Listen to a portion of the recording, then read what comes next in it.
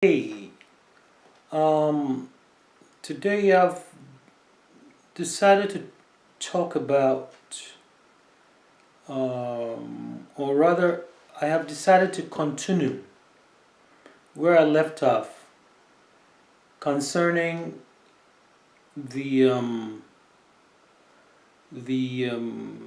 precarious situation in Sub-Saharan Africa. Um,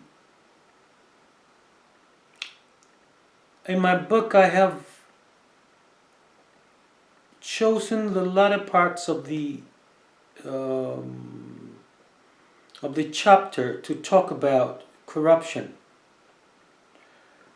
but something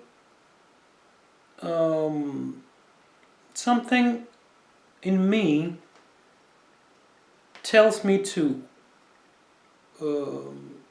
maybe talk about it now, because in this very latter part of the year 2016, the economic situation for many dark-skinned people on the African continent south of the Sahara is just terrible. It's terrible beyond all means. And that is why I find it very, very strange that the international community just looks on while this high level of corruption goes on. It is saddening to think of the fact that the only time that Africa is brought on the forefront of the international media is usually in connection with what we all know, the very negative images. But what really needs to be addressed is just pushed, behind the news. It's never talked about, and that is why it is my goal to try as much as I can, and hopefully with your help, to do something about this, raise the awareness. As I did mention in my earlier segments, it has become a norm. It has, strangely, that when you look across Sub-Saharan Africa, it is very normal that the resources of the various countries seems to be mismanaged and stolen by the leaders. And as I had mentioned earlier also, politics, and this I'm very sure cuts across all the various countries in Sub-Saharan Africa. Politics has become a means to enrich oneself.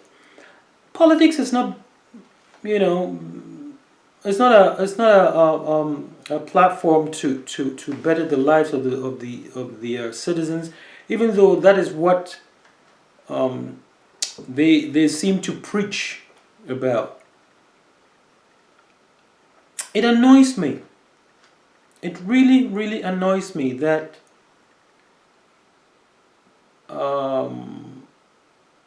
it is like that. Ever since I was a little kid in Ghana,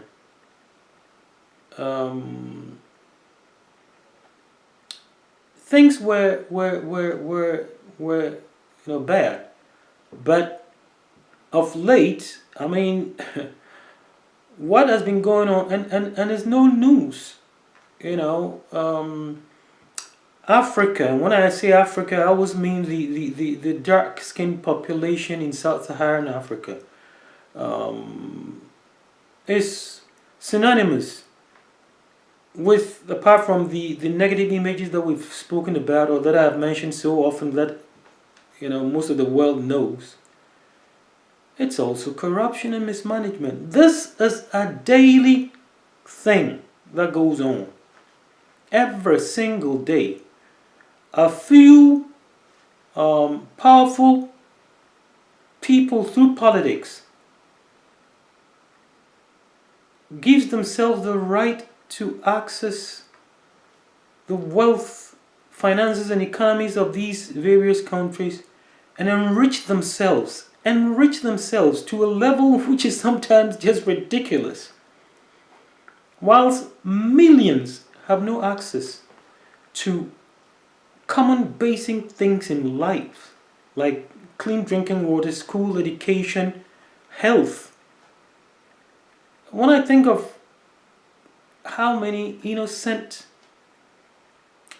people are just dying from illnesses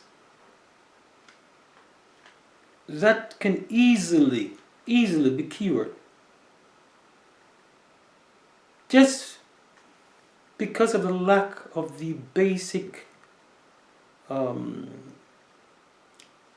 medical